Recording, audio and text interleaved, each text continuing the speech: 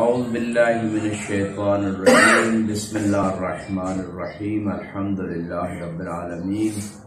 والصلاة والسلام علی سید الانبیاء والمرسلین وعلی آلہ الطیبین الطاہرین اللہم صل علی محمد رب زدنی علما رب اشرح لی صدری ویسر لی امری واحلل عقدۃ من لسانی یفقهوا قولی استغفر اللہ ربی واتوب الیہ۔ قال الامام امیر المؤمنین علی ابن ابی طالب علیہ السلام فی نہج البلاغہ شر الاخوان من تکلف له صلوات بر محمد وعلی اللہم صل علی محمد۔ امام علیہ السلام نے اپنی مختصر کلام میں ارشاد فرمایا کہ برا بھائی وہ ہے کہ جس کے لیے زحمت اٹھانا پڑے۔ سب سے پہلے تو بات ہے یہاں شر کی۔ شر کو اگر ہم پہچاننا چاہتے ہیں کہ شر کیا ہے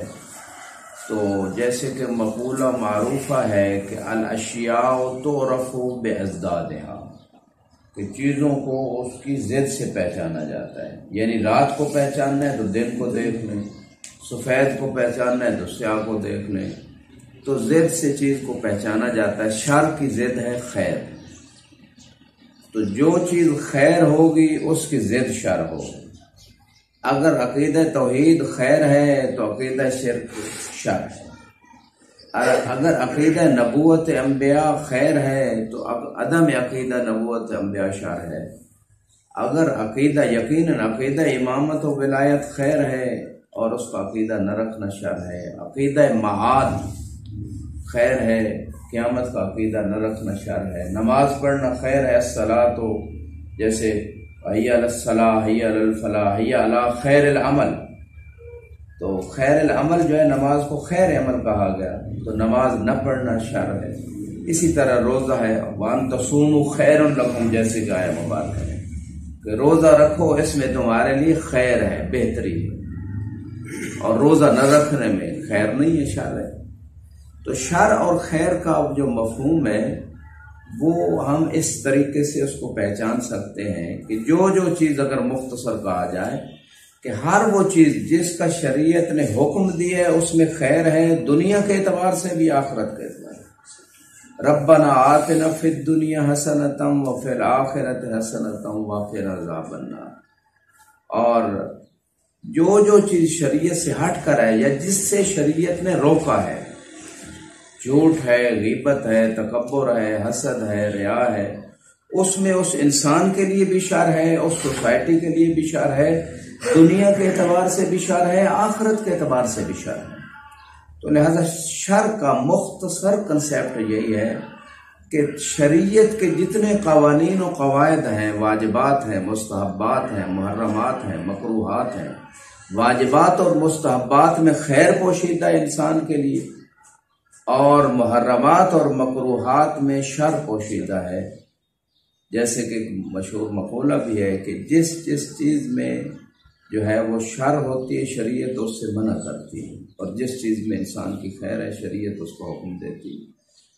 جیسے کہ آخری خطبہ حجۃ الوداع میں بھی رسول السلام کے یہ جملے ملتے ہیں کہ ما من شیء یقربکم الی اللہ، جو بھی چیز تمہیں خدا کے قریب کرتی تھی میں نے تمہیں بتا دی، اور جو چیز خدا سے تمہیں دور کرتی تھی اور تقریب اس میں شر ہے، دور جو چیز وہ بھی میں نے تمہیں بتا دی۔ تو لہٰذا مختصر یہ ہے اس مقام پہ کہ شر کا مفہوم جو ہے انسان کی 24 گھنٹے کی لائف میں جو ہے نا، 24 گھنٹے یا انسان حالت خیر میں ہے یا حالت شر میں ہے، چاہے سونا ہے، چاہے کھانا ہے، چاہے پینا ہے، چاہے بولنا ہے، چاہے جو بھی تصرف انسان چھوٹے سے چھوٹا تصرف کر رہا ہے، سننا، دیکھنا، بولنا، سوچنا، جو بھی انسان کام کر رہا ہے یا خیر پہ ہے یا شر پہ ہے۔ لہذا یہ 24 گھنٹے کا جو عمل انسان کر رہا ہے، اس عمل میں ہمیں دیکھنا ہے کہ ہم کس طرف جا رہے ہیں، ہماری خیر والے امور کتنے ہیں اور شر والے۔ جیسے کہ سورہ عصر میں بھی کہا گیا والعصر ان الانسان لفی خسر الا الذین آمنوا وعملوا الصالحات، تو ایمان کے ساتھ ایمان بھی خیر ہے، ایمان کے ساتھ عمل صالح بھی خیر ہے، تو لہذا اس عمل صالح کو ساتھ رکھنا اور انجام دینا یہ خیر ہے، اور عمل صالح سے ہٹنا وہ عمل جس میں صلاحیت ہو۔ ہر نماز عمل خیر نہیں ہے، ہر روزہ عمل خیر نہیں ہے، ہر حج و زکوٰۃ بھی عمل خیر نہیں ہے۔ وہ عمل خیر صالح ہے، عمل خیر ہے کہ جس عمل میں صلاحیت ہو کہ خدا کی بارگاہ میں قبول ہو جائے، وہ عمل صالح۔ ورنہ وہی نماز بعض اوقات عمل شر ہے۔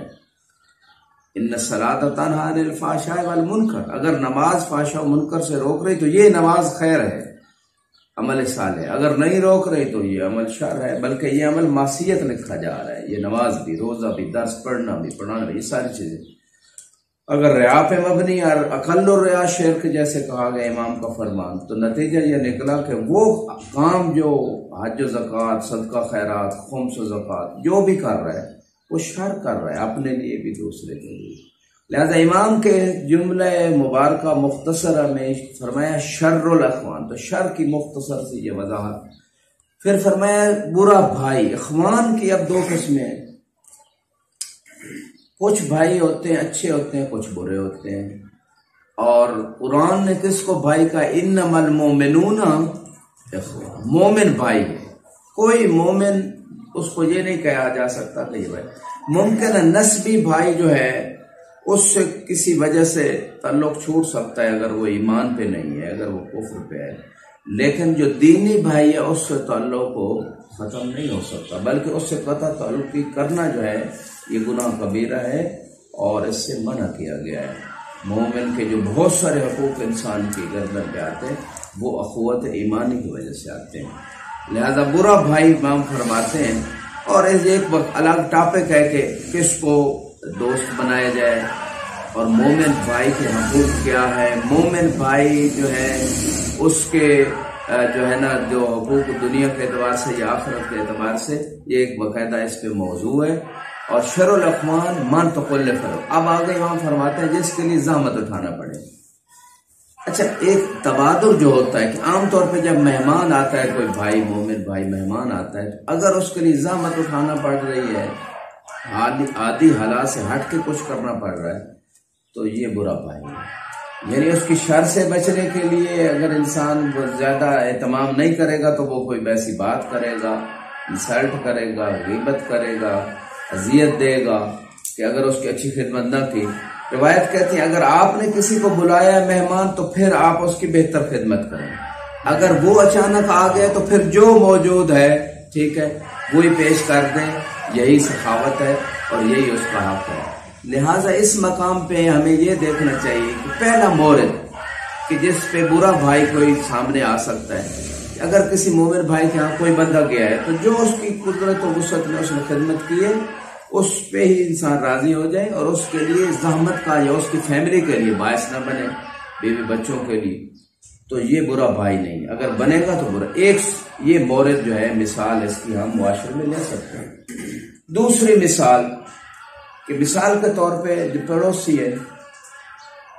گھر کے افراد میں بھی مثلا جو فیملی ممبرز ہیں، اولاد کے لیے، بیوی کے لیے، شوہر کے لیے اگر زحمت کرنا پڑ رہی ہے، وہ چیز اگر اچھی نہیں بنی تو غصے ہو رہا ہے، یا الٹا مثلا اس کے بالعکس بھی ہے، بیوی کی خواہشات جو دنیاوی کے اعتبار سے اس کی شاپنگ ہے، اس کی باقی نہیں پوری ہو رہی وسعت، تو وہ غصے، غضب، لڑائی جھگڑا، تو یہ بھی اس ضمن میں آتا ہے۔ یہ برا ساتھی ہے، یہ برا دوست ہے، یہ برا بھائی ہے، اس ضمن میں یہ چیزیں آئیں گی جس کے لیے زحمت اٹھانی پڑے۔ شوہر بیچارے بعضوں کا ساری زندگی ان کی اسی میں گزر جاتے ہیں کہ بیوی کے حاجات پوری کرتے کرتے اور وہ پھر بھی پوری نہیں ہوتی اور راضی نہیں ہوتی، تو یہ اس ضمن میں یہ چیز بھی آئے گی کہ یہ برا ساتھی ہے ایسا انسان۔ اور اسی طرح رشتہ داروں کے جو مثلا مطالبات ہوتے ہیں شادیوں پہ، جیسے آپ دیکھتے ہیں اگر شادی پہ کوئی انسان گیا ہے اور اس کو اچھا گفٹ نہیں دیا، یا جس کی شادی ہو رہی ہے اور وہ سسرال والے میکے والے ایک دوسرے کی وہ ڈیمانڈ جو ہوتی ہے، اتنا جہیز ہو، 5 اسٹار ہوٹل میں ہونی چاہیے، ایسے اتنے کھانے ہوں، اتنی یہ سلسلہ ہو، تو یہ جس کے لیے زحمت اٹھانا پڑے کہ وہ ناراض ہو جائیں گے اگر ہم نے یہ نہ کیا تو یہ برے بھائی ہیں، ایسے رشتہ دار جن سے رشتہ داری باندھی جا رہی ہے اچھے لوگ نہیں ہیں جو آپ کو زحمت میں، آپ کی وسعت سے زیادہ آپ کو زحمت میں ڈال رہے ہیں۔ لہٰذا یہ دوسرا مرحلہ ہے کہ جس پہ عام طور پہ ہماری سوسائٹی میں ہم دیکھتے ہیں کہ ایسے لوگ برے بھائی ہیں، برے تعلق والے ہیں، برے رشتہ دار ہیں جو زحمت میں ڈالتے ہیں۔ ٹھیک ہے، ایک بندے کی وسعت ہے، خدا نے اسے دیا ہے، تو اس صورت میں کوئی حرج نہیں ہے کہ اگر وہ ایسا کوئی کام انجام دیتا ہے کہ اپنی وسعت ہے اس کی اور دکھاوا بھی نہیں ہے تو پھر دینے میں کوئی حرج نہیں۔ یہ بنیادی ترین ابرز ترین موارد میں سے خدا ہم سب کو توفیق دے کہ ہم صحیح معنوں میں شریعت کو اور معصومین کے فرامین کو سمجھ کے عمل کر سکیں۔